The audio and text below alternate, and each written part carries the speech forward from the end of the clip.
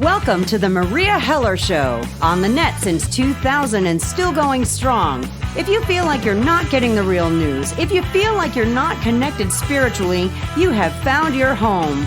Meria covers a wide range of topics as only a snarky New Yorker can. Straight up, no chaser. No censorship, no corporate sponsors, thus true freedom of speech. Your subscription gives you unlimited access as a member of the smartest audience on earth. Relax and enjoy the education. Now here's Meria. Good morning, world. Meria here, alive and kicking. Welcome to Hell and High Water with my co-host, friend, journalist, Chuck Ochelli. If you're not familiar with Chuck's work, get over to Ochelli.com. Chuck's back on the air after computer problems, so we're happy to have him back. Good morning, Chuck. Good morning, Mom. You know, it is a happy thing to be back rolling again. And before we go any further, I want to thank anybody and everybody who either contributed. If you're hearing this and you contributed, you know who you are. Those of you that offered to contribute some resource in some way to getting me back on the air. I was not down for very long. And it is due to the support of the people, which is always important. Listen, we're producing this kind of stuff, Meria and I both. I'm going to speak for you for a second, Mom. We produce this stuff not just for ourselves. You know, this is for you and those of you that make the effort to contribute to it, to support it, and to do your best to participate in it.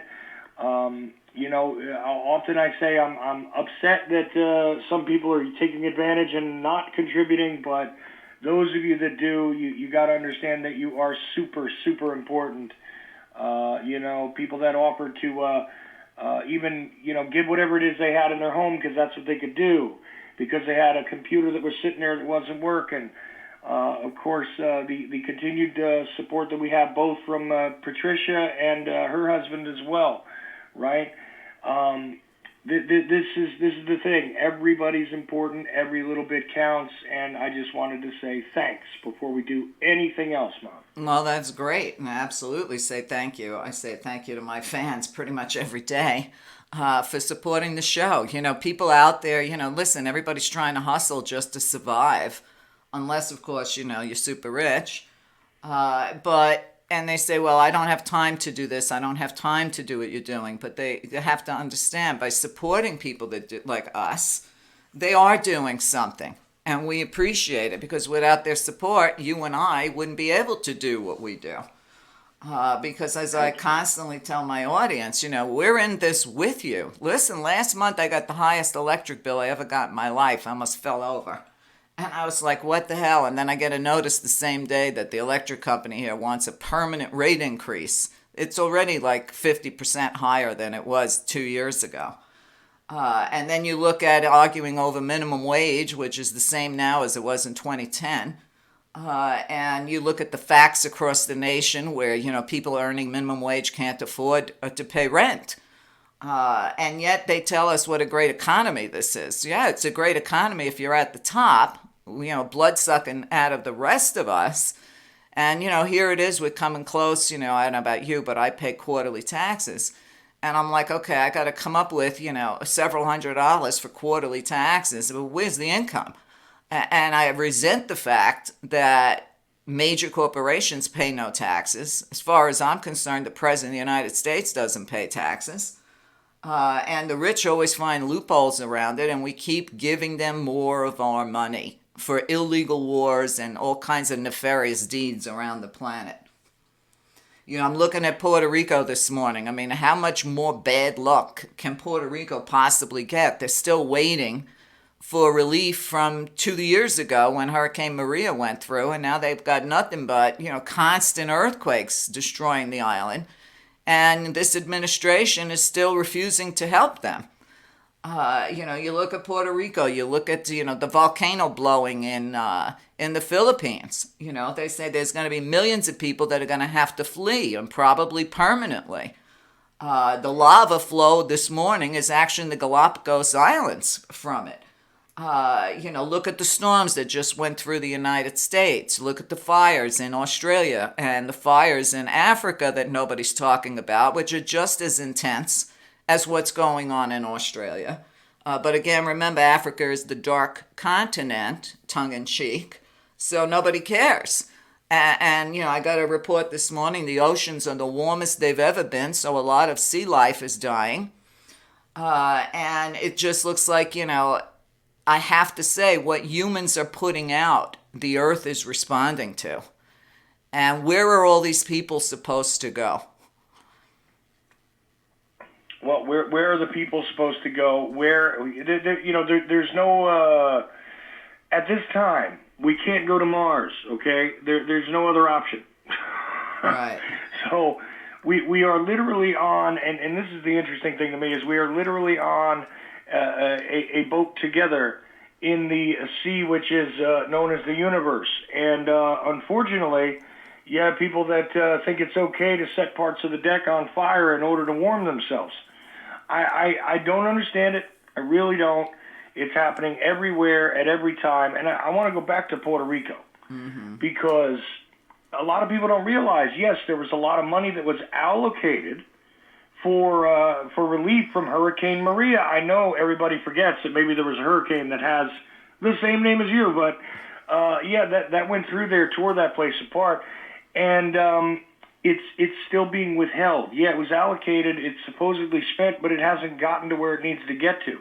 It's sitting there. Now, if everybody remembers, early on in 2019, there was still a discussion going on about whether the government was corrupt. Trump and his people were saying, right. Well, there's corruption there. The word corruption should never come out of his mouth. Well, I thought it was hilarious, I mean, that would be like me saying, I can't stand the fact that people actually speak their minds. Who are you again? Right. A corruption he's complaining about. But the thing is, and you brought it up when you brought up really the key when you hit Africa there, because there's a lot of things going on in Africa, including hot shooting events. Libya is being overrun by warlords. That's in Africa, by the way. In case people forgot. I know your listeners are smarter, but still, let's remind everybody. There are battles going on that continent. There are all kinds of terrible things happening environmentally, between different nation states, et cetera, et cetera. Not much is being reported. Yes, we got told that Al-Shabaab finally decided it was going to hit, blah, blah, blah, blah, blah. I believe that was the same people that were supposed to be mainly engaged in just stealing little girls in Africa. I don't know, because you know what? I don't trust the narrative at all. But we'll put it aside. When it comes to brown people, it's just somehow acceptable. Why is this okay is the big question as far as I'm concerned. Why is this okay when it comes to ignoring stuff like this? Yes, Australia is a tragic, horrible thing that is happening. I don't know what to say. I think it's absolutely horrendous. There have been a lot of people now prosecuted, by the way, for allegedly setting fires over there. So I don't know. Maybe the system works in Australia. Who knows? Doesn't work here very well. Well, if you're rich, it works just fine. All right. But, generally speaking, doesn't work very well here to actually get at something, as arcane as justice. But, all of these things happening, I keep asking myself this terrible question, and now every single day that 2020 started, certainly in 2019 I was asking it, but I didn't realize I was asking it almost on a daily basis. Why is this okay, Meria? Well, you got to know history. And look, we'll go back 20 years ago on my show. One of the first books somebody sent me to review to get on the show was called The World is a Ghetto, which, by the way, there was a 60s song of the same name. And it was written by Howard Wynant. I don't even know if I still have that interview in my archives. But he shows throughout history the war on the darker races. So, the most modern that he comes into, maybe halfway in the book, is the British Empire. The opium trade, China's opium trade, the British Tea Company. And, nothing has changed. I mean, here we have a president who is putting migrants on planes and sending them to countries that they don't even know where they're going, okay? because they're the wrong color. Now he wants to expand his travel ban to 7 more nations. Of course, they're all going to be nations of color or Muslim nations. You see a racist, an open racist in the White House, which of course he got a lot of flack for. I don't know what he was thinking when he posted that very badly photoshopped picture of Chuck Schumer and Nancy Pelosi dressed in hijabs saying they support terrorists with the Iranian flag behind them. So he's pissed off so many people around the world with that tweet. And what's changed? Okay, listen, even when Obama became president, so many people were excited. I remember watching the night that he got elected, with my son. And, my son was so happy. And I'm looking at all the black people in the audience, and they were crying and whatnot. And I felt their joy. I felt everything they were feeling, watching their faces. But then I looked at my son and said, he's not going to do anything for black people.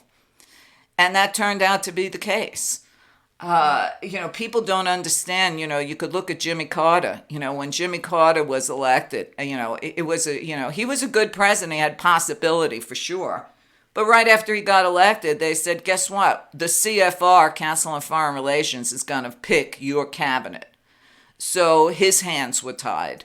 So until people realized the last president we had was John Fitzgerald Kennedy, and the rest has been corporate oligarch bankers hiding from behind the scenes, behind the curtain, nothing's going to change. Right. I remember because that day that Obama was elected, and for a couple of days after, I was on a lot of buses in Jersey City. And I mean to tell you, that's not a white neighborhood. So the thing is that I openly saw people not just celebrating the night of, it wasn't a one-day event, but for the next couple of days. Right.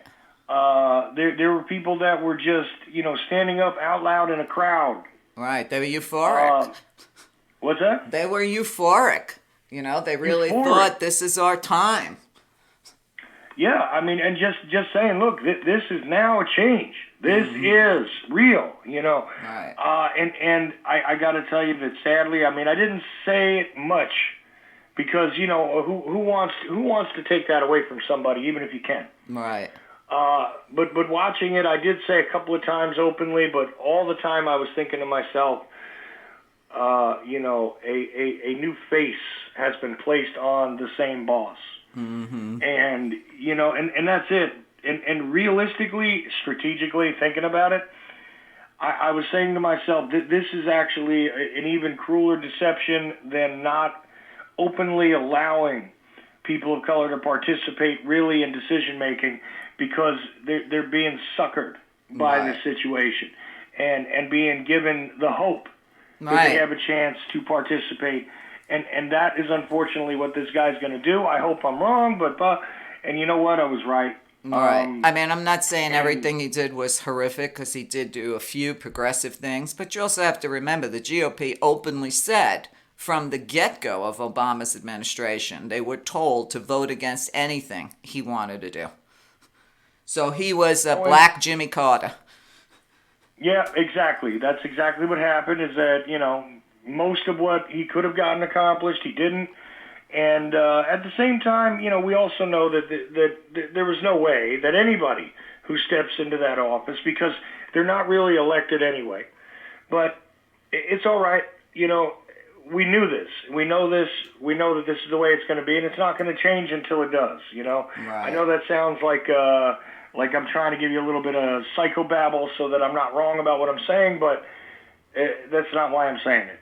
It doesn't change until it does. Right. Well, there's a cute meme going around that's comparing from Obama to Trump, saying, look how progressive we are. First a black president and now a mentally handicapped president. Yeah, I thought we got that with Bush Jr. Oh, man. I watched Seth Meyers last night, and I got to tell you, he does a great job. But he brought back some old clips of Bush Jr., and I was watching it, in comparison to Trump, and his lies to take us to war in Iraq with compared to the lies taking us to war in Iran. And I looked at my granddaughter and I said to her, man, I thought I couldn't take that idiot, but Trump is 1,000 times worse. And these people created an illegal war. The Afghanistan paper shows that nobody's talking about. It's, what did Bernie say to Elizabeth Warren? Who cares? The Afghanistan papers should have been as huge as the Pentagon papers. And that story wasn't even a blip on the radar. And yet you've got Cheney's daughter out there defending Trump, saying he does the right things. Her father should have been in jail a long time ago. So these people get away with murder. It doesn't matter which leader of which party, okay? Whether it's the Clintons, whether it's the Trumps, they get away with murder. And they all, like George Carlin said, it's one big party and we're not in it. No, that's true. You know what's amazing about that, though, is that this week also, which went by with a blip, is that the Justice Department finally decided to say, yeah, there might not be anything to see here regarding Hillary. Now, I'm double not surprised for a couple of reasons. First of all, Trump promised there would be something to be done there, which case we know how his promises go. Right. Another not surprised is, listen, if you are a rich criminal, you don't pay the price anyway. Is she a criminal? Absolutely. Is she a criminal for the reason Donald Trump said? No. Right. Here we go again. But well, you look at it, you could just look at the time that they give these rich people. Michael Flynn, what's he going to be facing? The maximum of 6 months? You look at these movie stars that bought their kids' way into school. What do they get? 3 weeks, 2 weeks? If that was you and I, and a lot of people are smarter now, making the comparisons of the time these people get and the time a black woman gets for voting wrongly, okay? And you see our system of injustice, as I call it, has always been against black people in this country. I thought this morning, if you and I went to court, let's just say we were charged with a felony or murder or something, right? What if we went to court and say we don't want any witnesses and we don't want any documentation? What would happen? Well, they would probably inform us that the only way to have that happen is to plead guilty. All right. And here we got this circus going on for how long about whether they're going to call witnesses, whether they're going to give documentation, whether this is going to be a circus trial. Of course it is. And constantly comparing it to Clinton's impeachment is stupid, because look at what they impeached Clinton for. Consensual sex. Okay, I don't care what Monica Lewinsky says. You could see she had stars in her eyes when she looked at Bill Clinton. They were both adults. They both agreed to it. So what? And I say, okay, well, they had consensual sex, but Trump is screwing all of us. And nobody seems to care. I don't even agree with the articles of impeachment. There's so much more he should be impeached for, starting with this murder of Soleimani. Okay, but the problem is that this is not real opposition. See, if there was a real opposition to Trump, if there was a real opposition to the powers that be, then you might actually see real articles of impeachment. That would be about endangerment, which, by the way, you mentioned the bad Photoshop before. I beg to differ on you a little bit where you say it looks bad and all that, because it's a big improvement from the Sharpie marker edits he makes. That's true. And we're supposed to believe a guy who used a Sharpie to say this is where the storm is going, to what he's saying about Iran?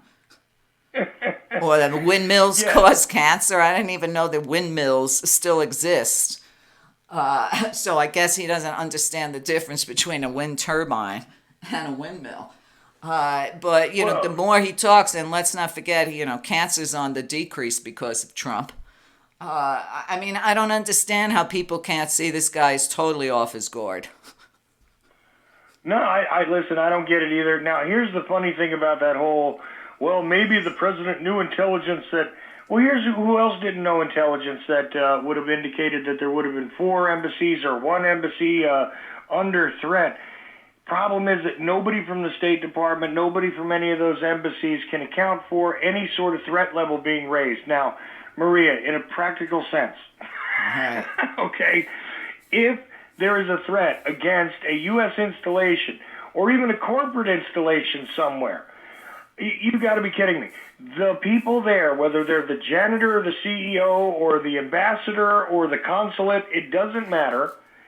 They're going to be informed, listen, we have a heightened level of security. Mm-hmm. We have an issue where, there's a threat. It may or may not be credible. Nobody in that area, nobody anywhere is reporting that. So what you're telling me is you had no threat that was credible enough to inform the people to change their security or to be on the alert or to let their people know, listen, don't wander outside or anything like that. Right. Yeah, I'm sorry, and I don't, I don't curse often on air anywhere, but bullshit. Right. Bullshit makes the flowers grow. Right. Well, you look at Iraq that gave us a 2.5-hour heads up that Iran was going to retaliate on that embassy, on that base. Mm-hmm. So they have more class and more honor than the United States.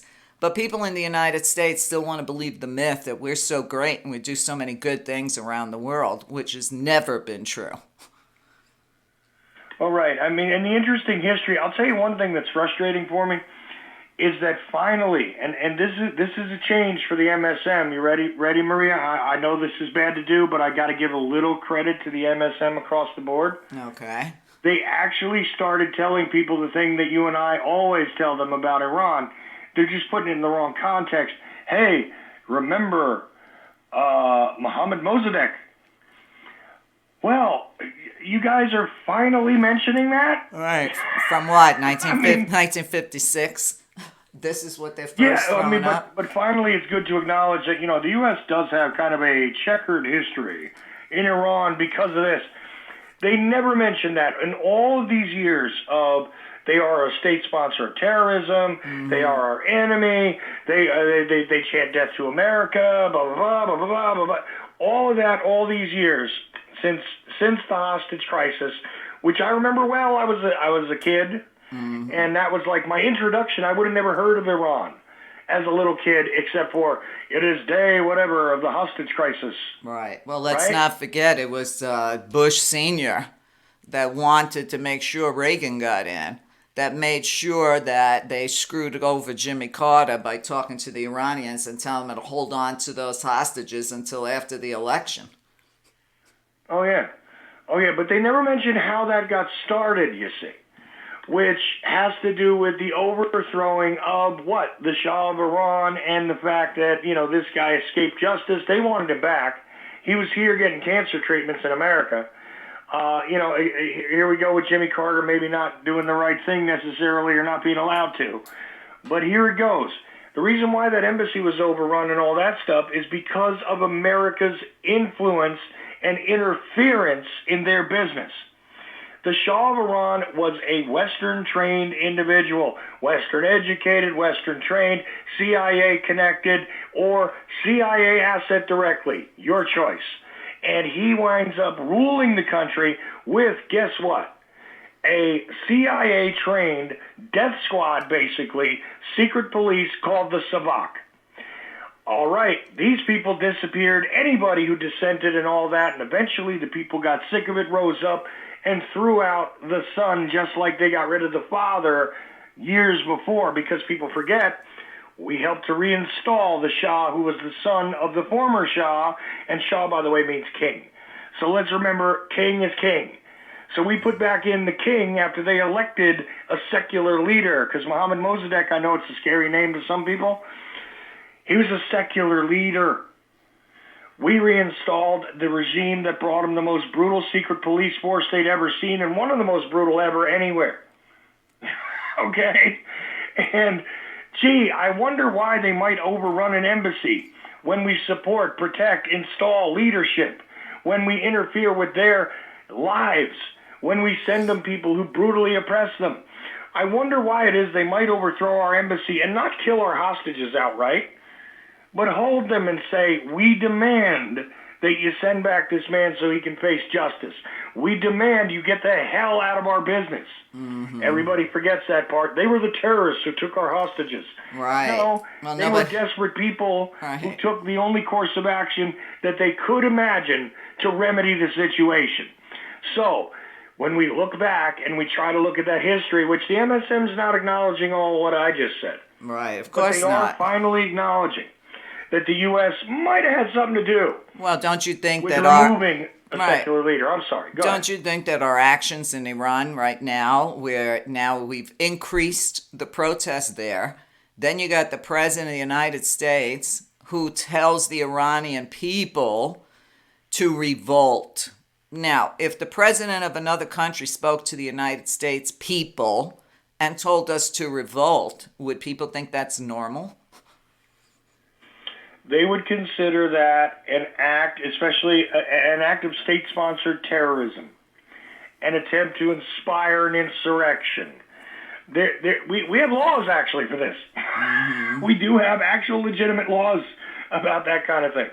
The United States would not react favorably, kindly to that at all, and they would deem them an enemy nation. And, there might be, who knows, cruise missiles, something like that, in the immediate future for whoever it is that did that. Right. You know it. Okay, of course. So, and the funniest part about that is that Trump tweets in Farsi. Right. He doesn't even speak English. He can't even spell English words. But the best part is that, Twitter is banned in Iran. Nobody's seeing those tweets, and he's saying the Iranian people love his tweets. So, stupid people that don't want to do their homework will believe him. Luckily that's not that many stupid people, even though he wants us to believe he has such a huge following. But, you look at it and you say, how much more are we going to normalize about this wannabe dictator who has the memory span of a gnat, who can't even spell, who can't speak? People around him say he doesn't remember what he said or what's going on 1 minute to the next. And then he just acts on impulse. He signed the order to kill Soleimani 7 months ago. All of a sudden, he made it look like it was spontaneous. And now as his story continues to fall apart, today was the best when he said, it doesn't matter why we did it. In other words, the truth doesn't matter.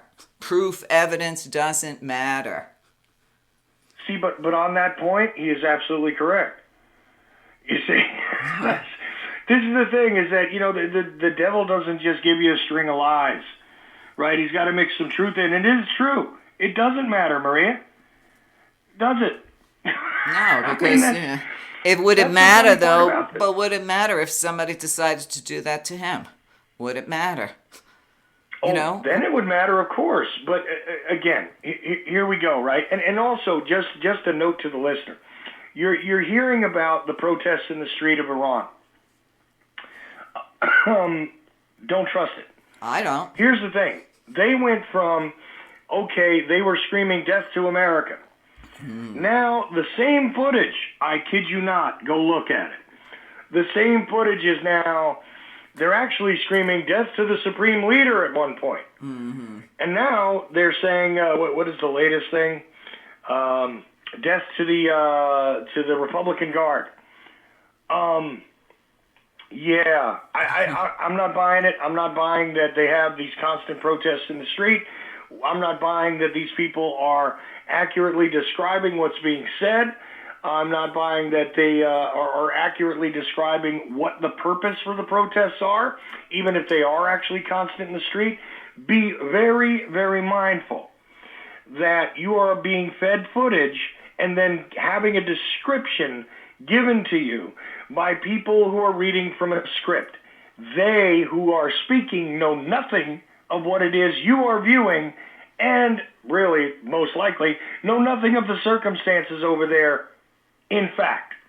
So, and I'm not saying that to you, Meria. No, I understand. Listen, it's the same thing as, some of your major magazines. You see the way the cover is in the United States, and then you see the way the story's being told overseas by the same publication.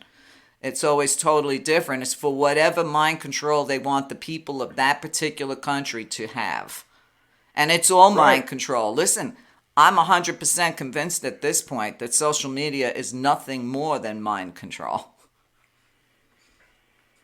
Oh yeah, and well designed though. Well designed. At this point, you don't have to worry about that pesky human interaction where people could come together and reason and utilize the Socratic method and all that, because now you have isolation chambers basically that are superficially created by the electronic convention in order to contain people's minds so that there is no possibility of cooperation and collaboration.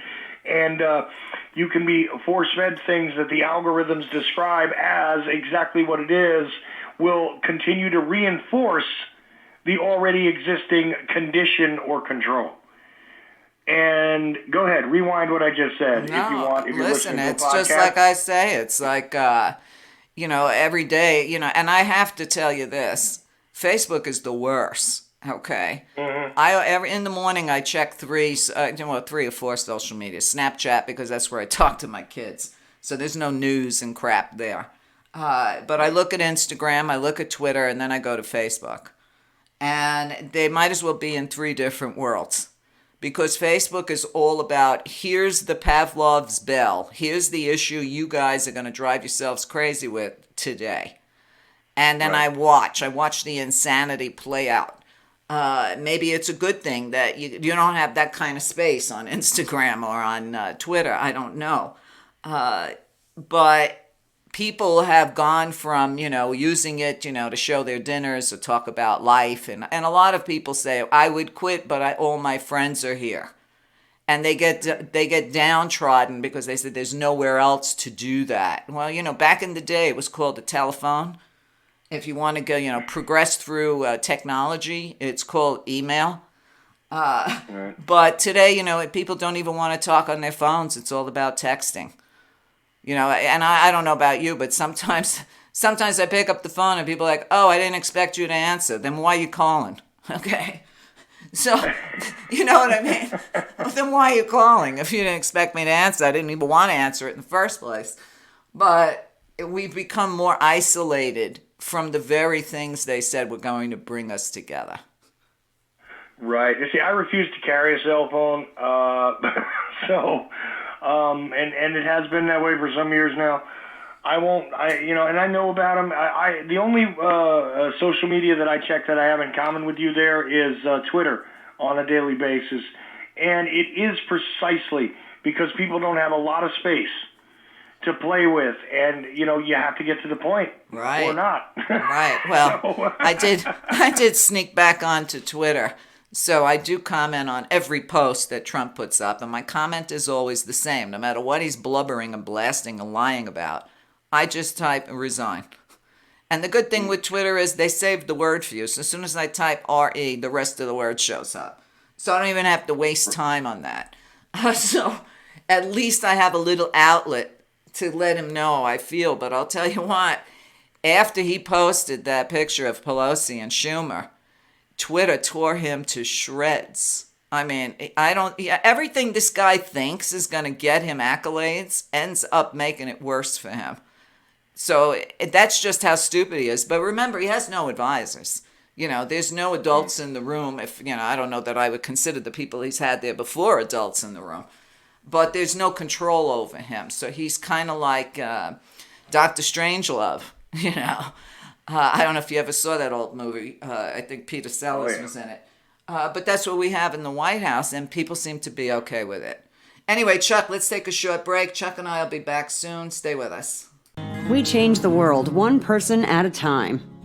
Meria leads by example and with integrity.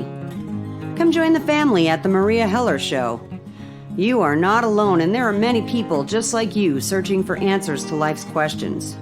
There are several options to subscribing to the private, membership-only education that Meria provides. Pick a subscription of your choice. The $9.95 option is open to anyone and make it affordable for all. Real freedom of thought and speech still exists.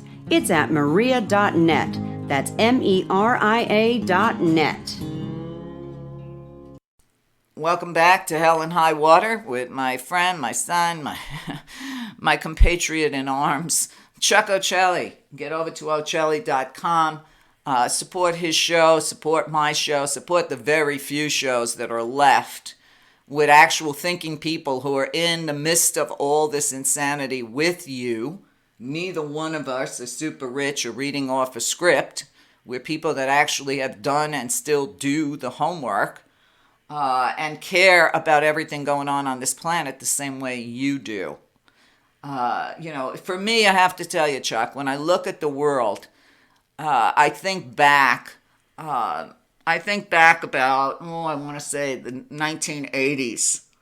And in the 1980s was when I really started ramping up, becoming an environmentalist, taking care of the planet, Native American spirituality, teaching the medicine wheel, warning people of what to do and what not to do so we could have a sustainable planet.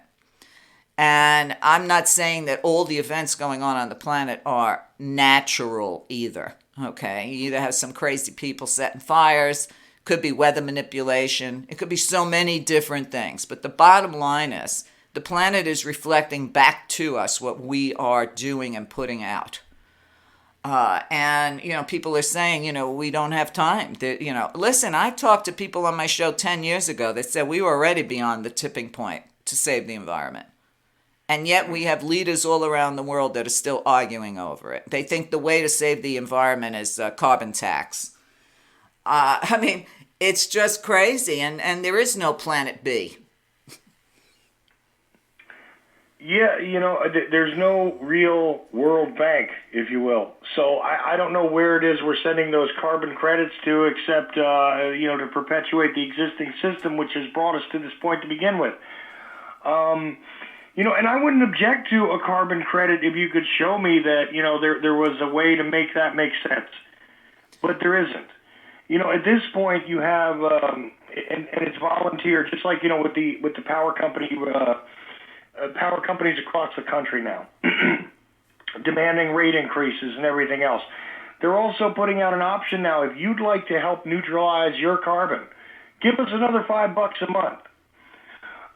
Right. That's literally like a commercial here in this state. And I recently went to South Carolina, listened to a couple of other things locally, and it seems to be that's in a few other states too. Mm-hmm. So, here we go. All right. King Coal. Coal is king.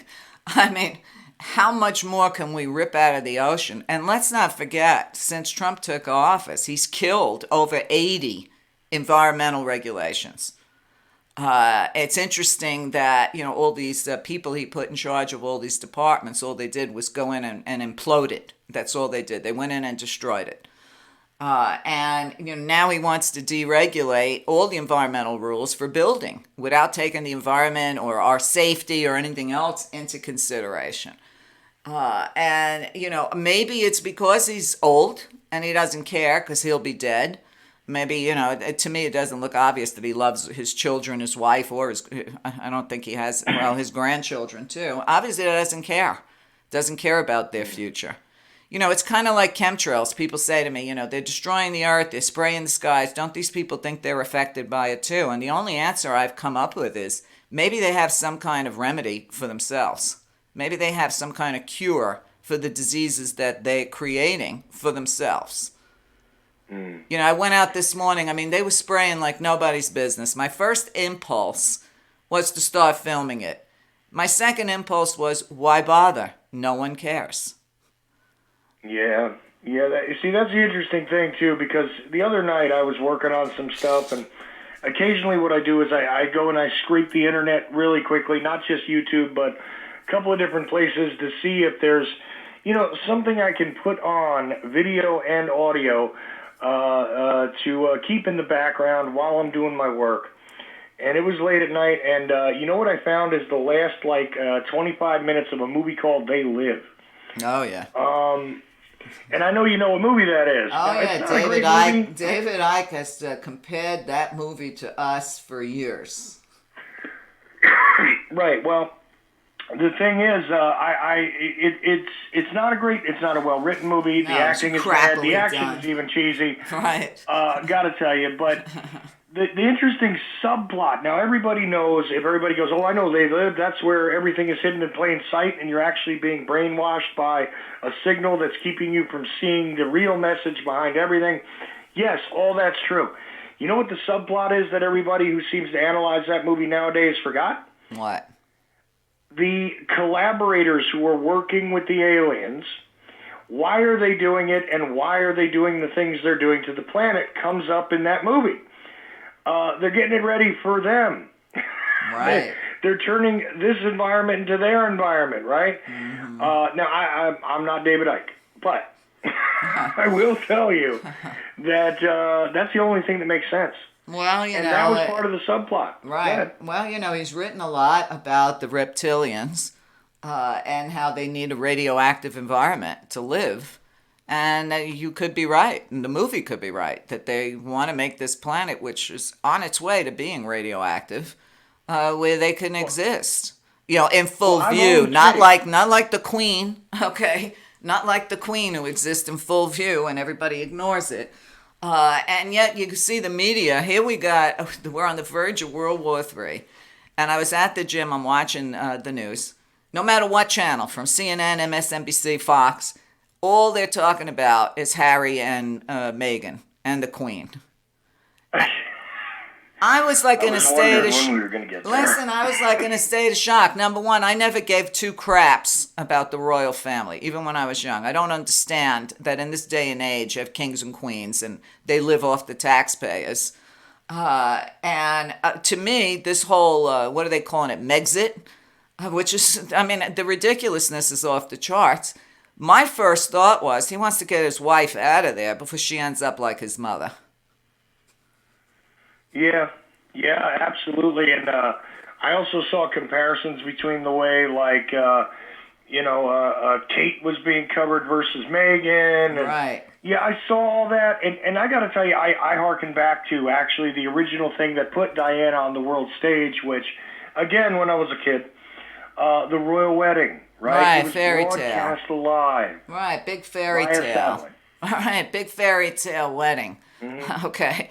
And listen, the more I look at Harry and his brother, there's no one in the world that's ever going to convince me that they had the same father. Nowhere in the world. Okay. So when you look at the guy that Diana was having an affair with, Harry's the spitting image of that guy. Okay. It's the same as Chelsea Clinton and the guy Hillary was having an affair with. She's the spitting image of that guy. These are things I've covered years ago. I don't even remember their names. I really don't care. But even when I look at Baron Trump, okay, I want to see the DNA test. All right. It's obvious. I don't know if you watched at the game that they attended last night in some backwater place. What was it? Tennessee. Everybody's cheering for them. Okay. Melania drops his hand again. People are talking about the gait of how Trump was walking and the way he was throwing his right leg. I think that the guy is seriously having mini strokes, regular mini strokes. But these people, they make reptilians look good. Okay. And, you look at what people will do for money and what they will overlook. But here you got Meghan Markle, or Markle, whatever you want to pronounce her name. First of all, I loved her in that show, Suits. Okay. And if you never saw Suits, you might want to put it on your binge-watching thing, because it's really good. And I said, okay, so the royal reptilians are supposed to now accept in their family a girl who is a mixed race, who's been naked on TV, humping, all the guys in the show Suits. And yeah, I saw those same comparisons between Kate and Meghan. Kate when she was pregnant, holding her belly, and everybody thought it was so wonderful. And then when it's Meghan, the black girl, why is she always holding her belly? What's she trying to prove? So even though American racists went nuts with their ugliness when he married a half-black girl, the people in Britain pretended they were okay with it. But obviously they're not. They're just as racist as anybody else. Yeah. Unfortunately, that's true. And also remember, she was one of the girls on Deal or No Deal that holds a suitcase too. By the way. I never watched that show. I don't watch shows like that. Well, I'm just saying. Listen, if you want something mindless to watch, you watch something like that on occasion. But here's the I've seen the show. But here's the kicker. They said they're going to move to Canada, North Yeah. America, and spend their time between North America and the UK. And Megan said after Trump is gone, she wants to move back to California. How come they're not mentioning that? That's important because, listen, I'd like to be out of here until after Trump is gone. Maria, if you and I, or listen, if I had the money, even you and I could hang out on an island together until this is over. Please, all right? I'd rather be in the But, lava flow in the Philippines than here under Trump. And I'm not again, putting down, and believe me, I'm not making fun of what's happening there. It's a horror. I don't know how people live in these parts of the world and manage to always come back. I just don't understand. No, neither do I. And I mean, again, we're still dealing with Puerto Rico from 2 years ago. A volcanic eruption is going to do a hell of a lot more damage than that. Even, is anybody paying attention to any of this at this point? Well, not much with impeachment palooza looming. Not much with can we keep track of lies. And by the way, you think mini strokes. I stand by my original conclusion still that eventually somebody is going to reveal that this is late-stage syphilis. Just saying, the pattern baldness, the tics, the breathing issue, all of it actually points to exactly what I'm saying here. Well, So, maybe I it's stand all by of that. it. Maybe it's all of it combined. Maybe it's just, listen, my mother used to say that maybe it's all his evil coming to visit him, all the evil he's done in his life. My mother was Sicilian. That's the way they think. It's either curses on you or curses coming from you. But maybe that's the case. Maybe all his evil that he's done all his life is finally coming back to revisit him. Because I always believe, if you have a sickness in your body's trying to tell you something. It's usually connected to some other mental or spiritual issue. But I look at this and I mean, it's perplexing. I've never seen anything quite like it. So they live, but he doesn't. I don't know what's puppeteering him or keeping him alive. Right. But Hey, listen, I understand the Sicilian thing quite well. Look, I am half, and truth is, there's one piece of jewelry I won't take off my body, and that's what we used to call one of those guinea horns. It's always around my neck, by the way. right. So, To save you from a Mali like you. I don't know if I don't know if you follow Sebastian Maniscalco, the comedian. But he's great. He's probably one of the best Italian-American comedians I've heard since Pat Cooper, who was long before your time, so you probably never heard of him either.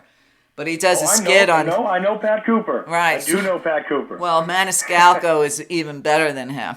And he was talking about taking this girl out on a date, and your horn reminded me of that. He said the girl gets in the car, and of course he's got that big red horn, and my sister's is gold. And the girl says, what are you doing with a pepper hanging on your window? And he looks at her and he goes, "That's not a pepper." He says, "That's to keep away the evil eye." And he realizes how crazy that sounds to, a waspy girl he's got sitting in his car. He says, "How do I explain to her? It's to keep away the demons," he tells her. He's hilarious. And I listen, everybody, we talk about hard-hitting, serious, nasty, negative shit all the time on the show. But you know what? There's a lot of fun things too. And if you don't learn how to laugh, you're not going to be able to survive this planet, okay? And if you really want to have some good laughs, he's got three concerts online. Absolutely. Sebastian Maniscalco. And weirdly enough, that movie that everybody was talking about with... Jesus, what the hell was the name of it? About Jimmy Hoffa's death with, Robert De Niro, everybody's in it. Oh, God, I can't think of it. I think it The even Irishman. was... There you go, The Irishman. In walks Sebastian Maniscalco playing Joey Gallo. I couldn't even believe it. I said, wow, they picked him to play Joey Gallo. And the truth of the matter is I knew Joey Gallo, and he played him great. And he actually said he had a stick like fake chest hair on him for the part. But I didn't expect a comedian to be picked for that when they left Ray Liotta out, and Ray Liotta was not happy of being left out. Well, that is a good movie. I didn't realize that's who's playing Joe Gallo there, but I concur with you that whoever was playing Joe Gallo did it perfectly. Exactly. So yeah. So I was like, look at this. It's Sebastian Maniscalco. So on YouTube, you can see, the interviews he does on talk shows and stuff about how he felt about being in a movie like that with all those top actors. But, he played it well. I mean, it was a good movie. It certainly could have been shorter. I will tell you that. It was just, I was like, oh, God, when's this movie going to end? But there's another thing. Hollywood's making these super long movies thinking they're going to save people coming to the movies, which is a dying trend. They don't realize that streaming has eliminated the movies. Listen, when I started my show many years ago, I said the internet's going to replace newspapers, stores, movies, music, and it all happened. Yeah, and here's the sad part is that just like everything else, though, it's going to become this consolidated conglomeration. I noticed this week, now maybe I'm behind the times here, but I noticed this week that Amazon is now offering 2-hour grocery delivery. Okay, I was kind of floored by that and wondering why I didn't see it covered in the news. It's just something I picked up on, and I said, "What is this?" Mm-hmm.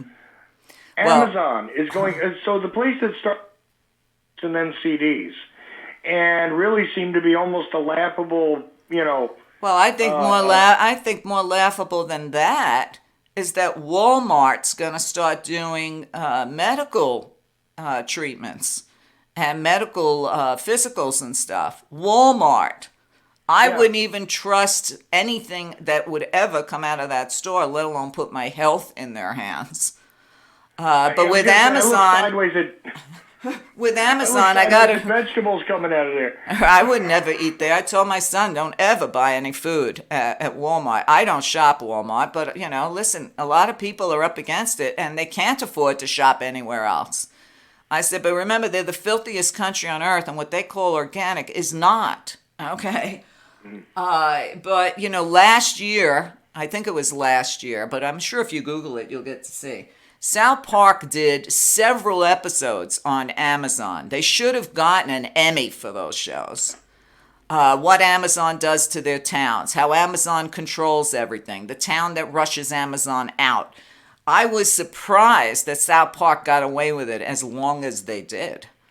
And then, it seemed like a year in between where they lost their mojo, but now they seem to be trying to come back on a political level, which I think is the only way they can save that show. But I was surprised by how many weeks they did rips on Amazon on South Park. Yeah, that was a great message. I got to tell you, the last season of South Park was absolutely abominable. This is something that I actually keep track of. It was badly written. I think those guys want to move on and do something else is what I think is happening there. But as far as the Amazon story, you're right. It's a valuable, good story. It's not as funny as it should have been.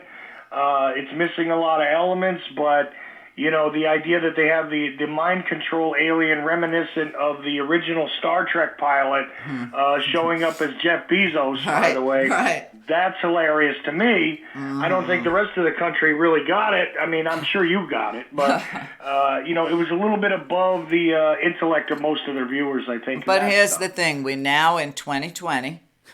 And we're getting the best news from our late night comedians and the people that are doing adult cartoons. Yes, absolutely true. And this is why I say, when people go, you watch some television? Well, kind of. Because I do take a look at what Trevor Noah's doing. There's usually something very good that comes out of his show once a week. I know a lot of people are going to be like, oh, my God.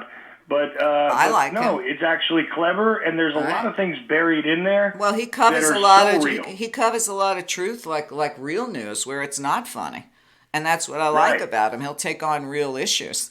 But it's for me the best is the toss between Stephen Colbert and Seth Meyers. Because and listening to their audience makes me a little sad because I know those are New Yorkers and that's why they're laughing because they're smart. Okay, I miss my people. That's what I think when I listen to the audience. There's my people. I feel like I'm a wayward child, lost in the desert. But I am not going to knock everybody in Arizona because I've met a lot of really awake people here, shockingly so. So listen, that's why you and I do what we do. Just to get people thinking. Because if we lose the skill of critical thinking, we're done. We're robots. It's funny. I was talking about that last night because somebody had written an article, and it was a throwaway piece from my show, really, because it was all about how school books are damaging to your children now. And I was like, well, welcome to the party, Mr. Author, because we've known this for a long time, but let's see what you got to say. And then he started twisting it into this, well, the liberal agenda is destroying math. And I just said, okay, so this is a fool. Because he said, you learn logic in math. And I said, no, you don't. You learn a system. You learn a universal system. That doesn't necessarily teach you logic. Right. Logic is part of philosophy and critical thinking. And critical thinking, guess what? It's not in the agenda there. It's not part of the curriculum anywhere. No. That's what the problem is. Not that the mathematics have become too soft because they're trying to leave no child behind. None of that, no. The problem is that you're not being taught how to process information.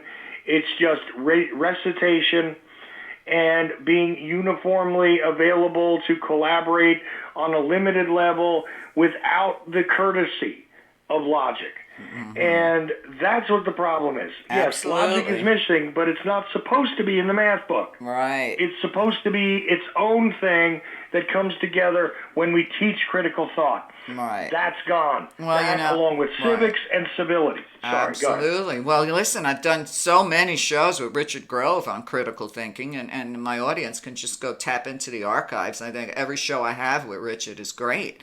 But listen, Chuck, we're out of time. So we're going to have to hold our thoughts until our next show later on this month. But I want to thank you for sharing with me today. Always a pleasure, Mom. I thank you. I thank your listeners. And really, 2020 may not be, a happy year, but things are going to get clearer, I assure you. Absolutely. By the time we're done. Absolutely. Take care, Chuck. We'll talk soon. Bye, Mom. Bye. Chuck Ochelli. Check out his work at Ochelli.com. Listen, the real truthful voices like ours are a rarity. It's sad to see how many have fallen off the mountain. So let your friends know that there is a place for sanity and get them involved because they'll be happier for it. Anyway, thanks for listening. Thanks for supporting the show. I'll see you guys next time when I'm back with the news. Thank you for listening and supporting the Meria Show. Tell others what you learned today. Knowledge becomes wisdom only when it's shared. Encourage others to subscribe today. www.meria.net. Often imitated, never duplicated. A world of information all in one place. www.meria.net. Always ahead of the curve. Always on your side. Get active or get radioactive. Subscribe today.